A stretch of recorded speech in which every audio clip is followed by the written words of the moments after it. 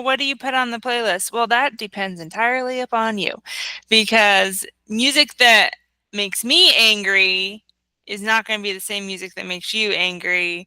And definitely the music that makes me happy is not going to make you happy, just because, people have such different tastes in music. They even did a study where they found like the typical like relaxation music just is not relaxing for everyone. Welcome to Imperfect Momming. Our children are constantly looking to us for examples. The term role model doesn't quite cut it here.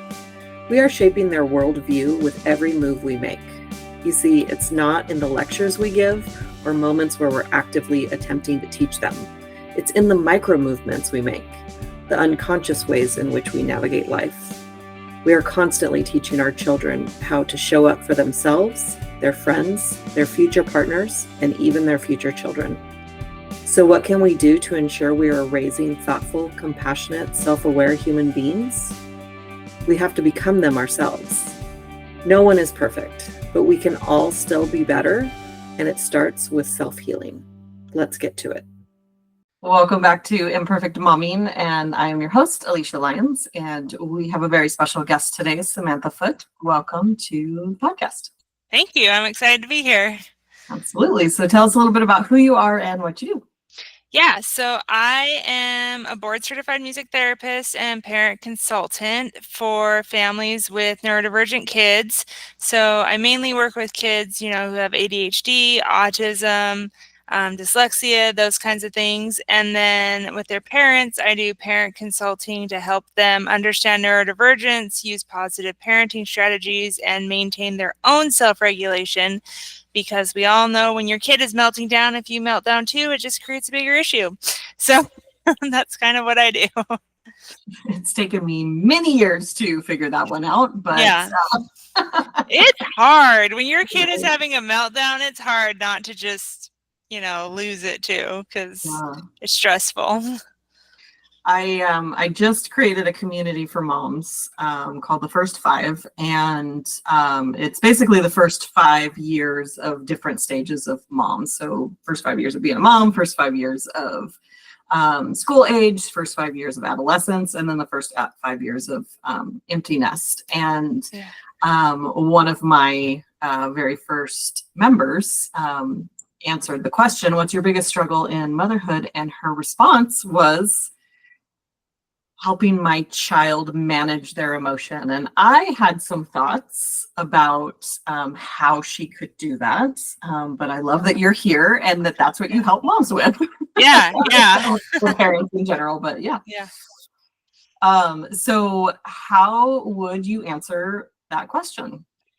I would say there are many different things that you can do, but doing things that help you stay at a good equilibrium so you're not right on the edge of having a meltdown. And so then when that little thing happens, or not that little thing, but when, the right thing happens and your kid, I guess the wrong thing, I was saying the right thing for the situation, to make it happen.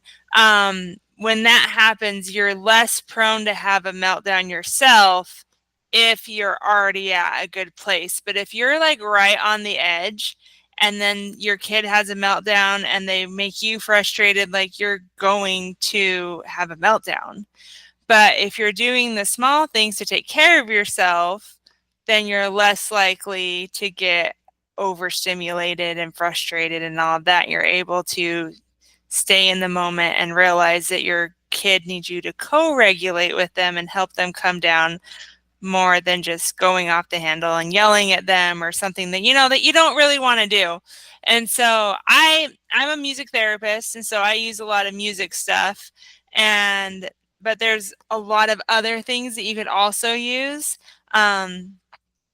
One thing that I really like is turning on music that matches the emotion that I'm feeling. So if I'm feeling angry, turn on angry music and then slowly move it to happy music or calm music. And then that makes me feel my feelings, but then it helps me get out of it quicker than if I were just to,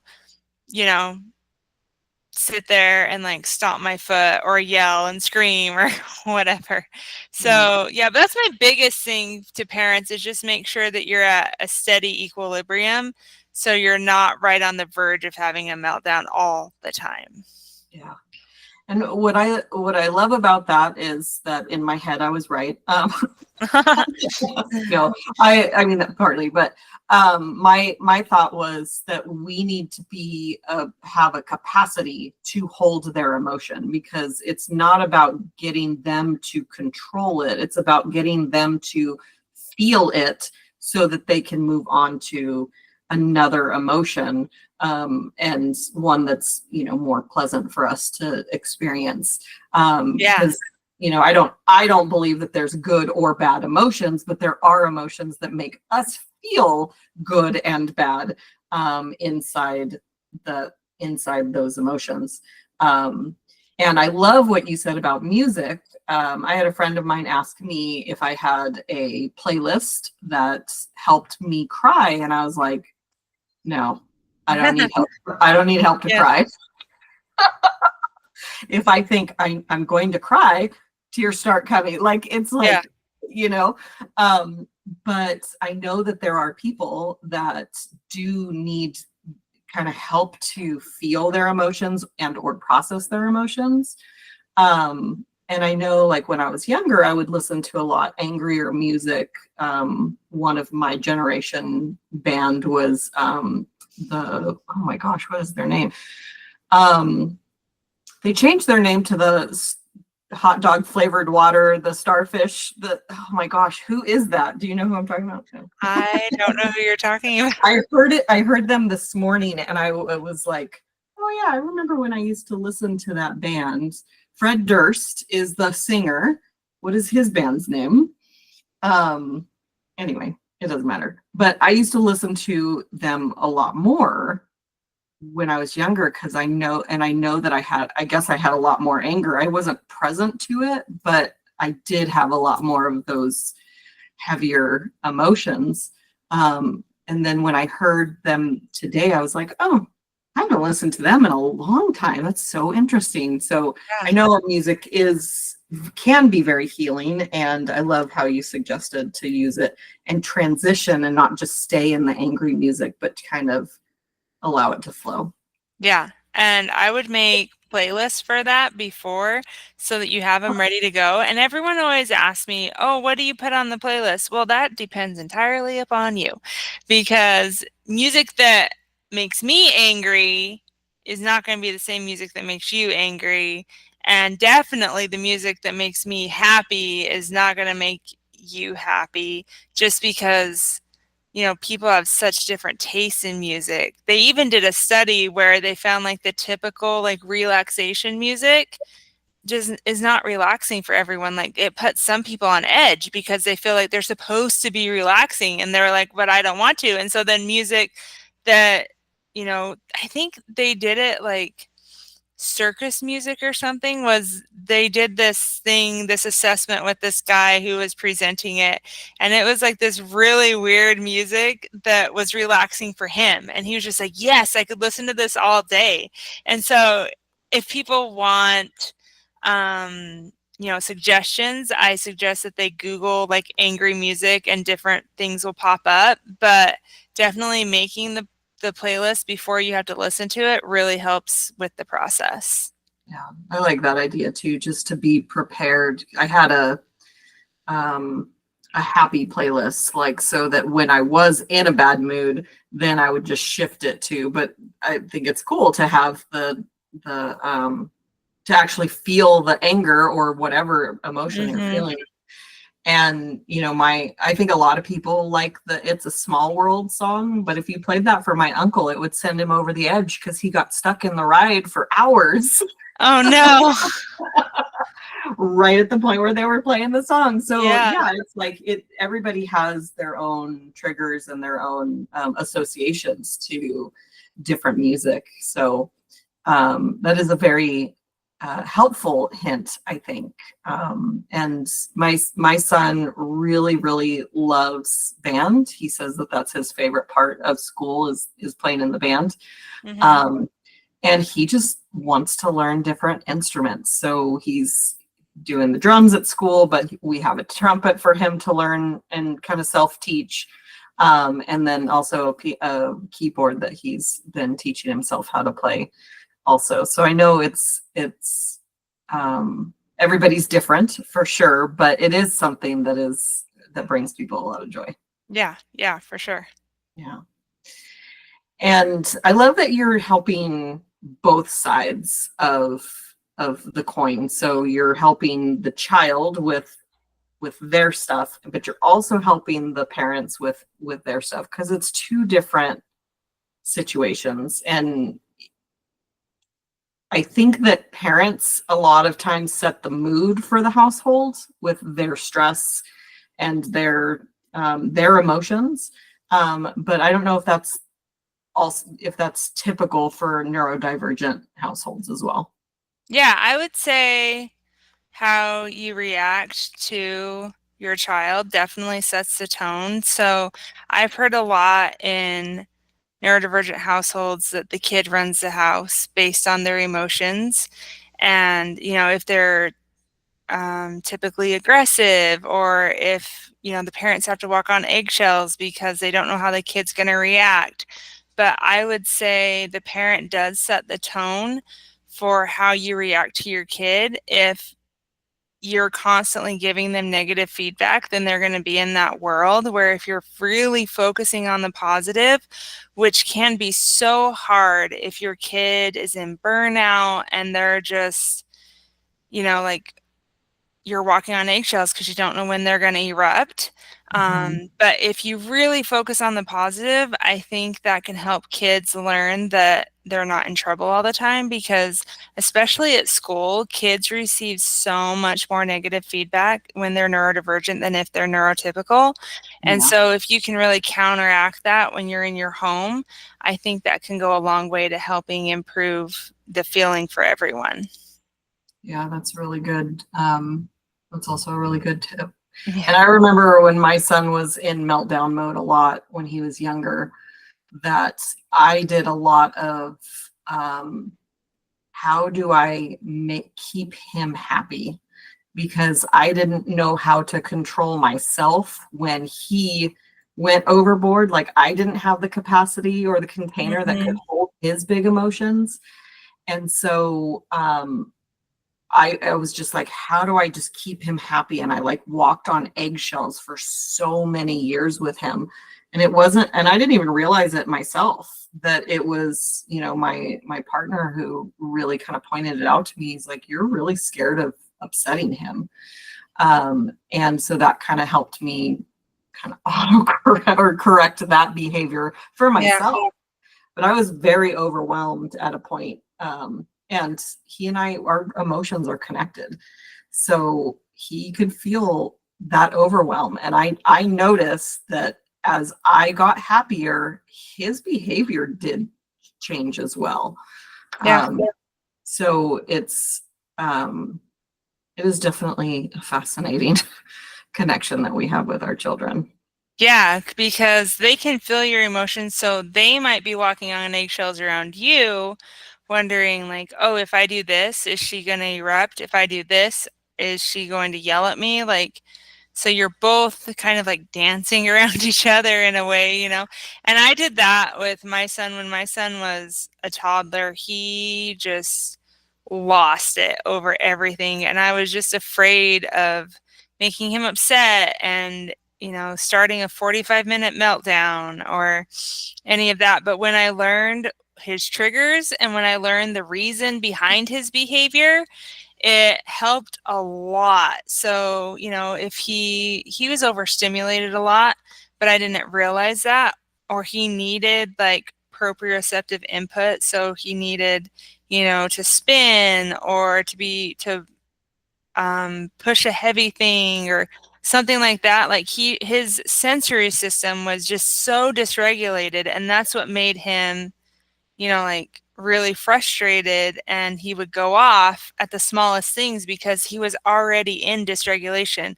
So if you can like find the reason behind your kid's behavior, I think that can also provide a lot of insight. And so when they have a meltdown, you're like, oh, well, this is what triggered that, or this is what triggered this one. And then it just offers, you can be a lot more empathetic because you understand why they're doing what they're doing. And they're not just doing something to make you mad. Like kids don't do that. They don't do things just to make you mad. There's always a reason behind their behavior.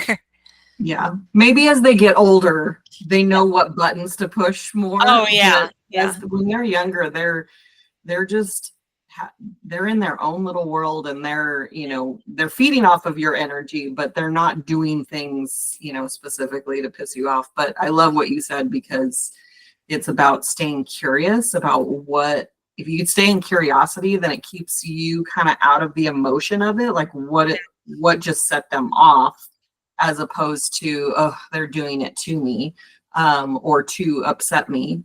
And I haven't talked about hungry, angry, lonely, tired in a long time, the HALT.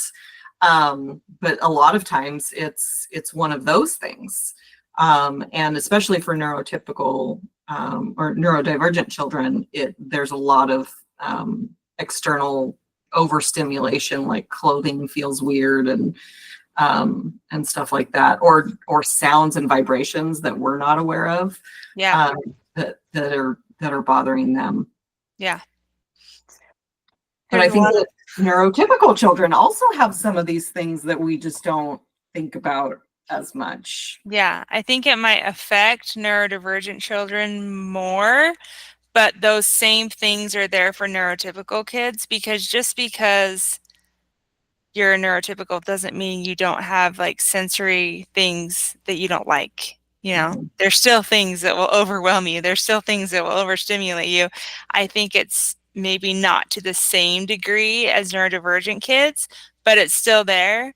And then neurotypical kids, like their parents don't really think about that, because they're like, oh, they don't have sensory issues, they don't have autism, but there's still things that can overwhelm you even if you're not neurodivergent. Mm-hmm. I remember taking my son to Paw Patrol Live when he was little, and there was somebody sitting behind me, and their kid was kicking my chair, or kicking a chair on the row that I was on. So they were behind me and the kids kicking the chair, but it's empty between them and me. So it just reverberated down the whole row. Oh no. And I looked at the kid and I was like, could you please stop kicking my chair? And the kid looked at the mom like I had, scolded him or something, and the mom looked at me like you can feel that. I'm like, I can feel it.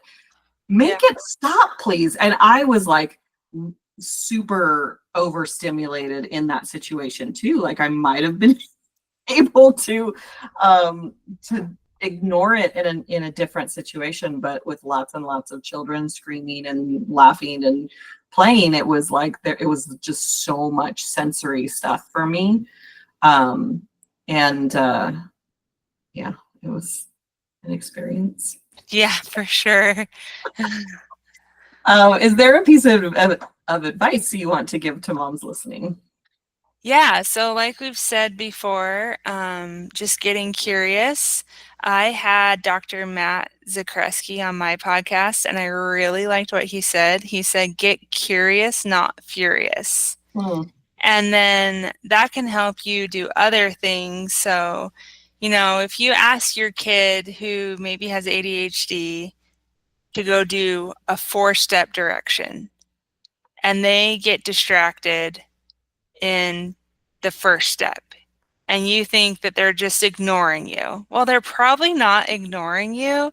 They probably just got distracted, and so they're only able to do 1-step directions. And so I really suggest to break things down for kids into smaller steps, because a lot of neurodivergent kids will get overwhelmed by different things. And so if you say, for example, go clean your room, do you know how many steps are involved in cleaning your room? There's so many things, like you have to pick up the toys off the floor. If there's any garbage on the floor, you have to make your bed, you have to dust, or I don't know, just all the different things. And so if you can break it down into a visual schedule or just a written schedule or just a verbal schedule, then that can really help your kid feel successful. Where if you say, go clean your room, and they walk in there and get overwhelmed so they don't even start, then they're going to feel like a failure. But if you say, hey, go pick up the garbage off your floor, and they go do it and say, that was awesome. Thank you so much. Now pick up your toys. Okay, now make your bed. Then they're going to feel successful. You're not going to be frustrated because they're getting the job done.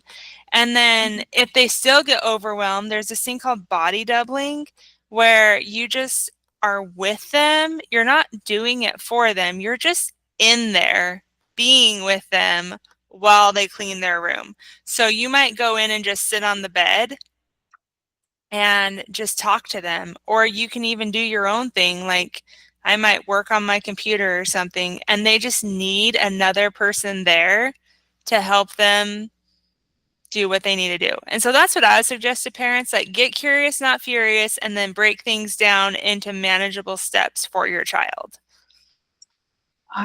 This is such a timely conversation. My son and I we just got the app Green Light, which allows kids to see a kid tapping on your shoulder. She got a new bike helmet. Oh, fun. That's awesome. Okay, go outside. Okay, go with Dad. Okay, go. Sorry. It's all good. My son's come and sit on my lap in the middle of podcast. Oh, nice. But we just got this app for him, and yesterday we were talking about like these are the things that need to get done, and then inside when I was kind of giving him the instructions changed because I learned that his laptop needed to be charged and he had to do homework. And so I said, okay, first go outside and get your laptop and bring it inside. And it was like, he had a meltdown about it. I'm like, what? I don't understand why. And he said, because you're telling me to do it in a different order than you told me to do it in. And I'm like, yeah, you gotta be flexible sometimes. Yeah. And he's also said, that he wants that he forgets what I've told him to do. And most of the time he asks for help, and I don't think he actually needs help. He just wants me there with him. So that's very interesting. I was like, no, my son does that. Oh, my son does that too. Oh, okay, then my son does that too. Yeah. What? Yes. Is there a book that's been instrumental in your personal development journey? Yes. So I read Atomic Habits, and for neurodivergent people, it's basically impossible to have habits. Just the way your brain works, it does not create habits. But Atomic Habits, for some reason, it's not written for neurodivergent people, but it helped me so much just organize my life. And I still have trouble with habits. Like I can't make habits, but it helps me order my life in a way that I can be more successful than the way I previously did it. And so it's just like that book just made so much sense to me. And because I've read other books like about how to, organize your life and be successful and create routines, and they just don't work for me. But that book really helped me just organize my life in a way that I feel more successful than previously. Very cool. I think I actually have the book in Audible. I just haven't actually listened to it. So, thank you for representing the book for me. Yeah. Where can our listeners find you? They can go to everybrainisdifferent.com and find all my resources there. I have If you're new to parenting a neurodivergent kid, I have the ultimate guide for parenting your neurodivergent kid.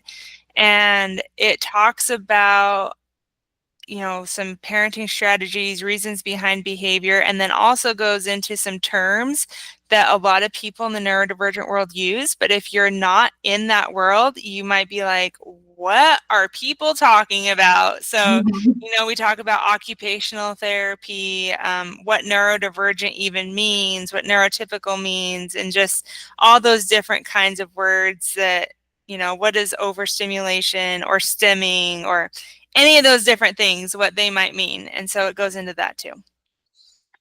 Very cool. And that's a download on your website? Yes. Awesome. I love that. I know that that'll help many a parent out there. So thank you for creating that and for sharing that with us. Yeah, for sure.